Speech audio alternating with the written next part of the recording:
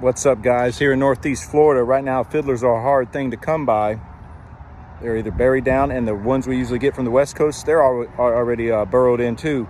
So what you can do is go to anywhere where you can find rocks to overturn and look for mud crabs. They are literally be under any type of rock, wood, anything along the marsh in the mud. Overturn them and you'll find mud crabs. Remember, if you get a crab with purple claws though, that's a stone crab, and you want to let that go, and don't get caught with a stone crab. That's all I can say. So this is the type of area.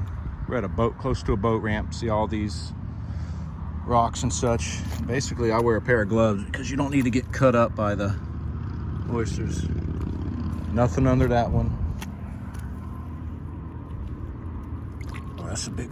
This one's a little bit harder to get under, guys. Oh. See anything? Oh, look at that. It pinched me on the, it pinched me on my glove as I overturned it. That's a mud crab right there. Whitish claws, you don't see any purple. Good to go. Sheephead love them. We're gonna let him go though. I'll cover it back up. And just go to the next one.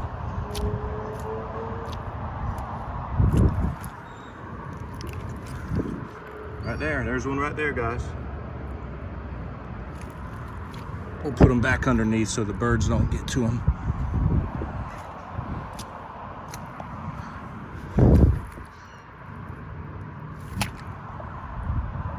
One thing, don't wear little shoes like this, not in this mud, especially if you not used to walking in it. It can be slippery.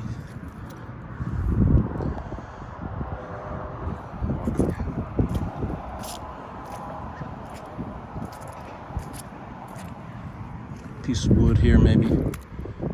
Nothing. It's not always a hit on every single piece you overturn, but it is what it is. That's fishing. There we go. Right there. Another stone crab. We'll let him go. But it's simple, guys.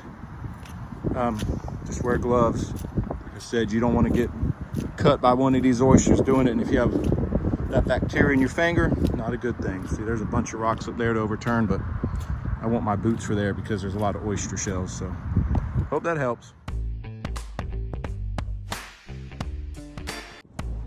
When you're looking for mud crabs, these are the guys that you're going to want to put back every time. This is the stone crab. It's easy to kind of think they have a similar body shape, but if you look really close, it's definitely different. The stone crab has kind of like some thicker shoulders. Look at that one. He's got the delts.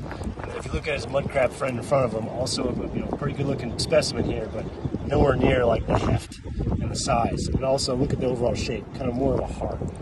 Next thing is size. This dude is a stud. This guy's also a stud, but a completely different species. When you look at the legs of him, you're going to see that there's some striping to it. That is the dead giveaway that you're dealing with a stone crab. And so this guy is absolutely going back in the water, but let me wash him off for a second just to show you better.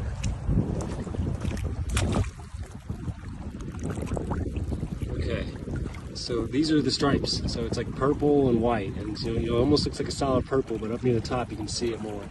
If you combine that with like their general size and kind of that heart-shaped back, you know, this is your stone crab. This is the guy that Florida absolutely doesn't want you to keep. So give him a good spot right here next to this rock. Get back to collecting the mud crab friends. Oh, and I found a lure.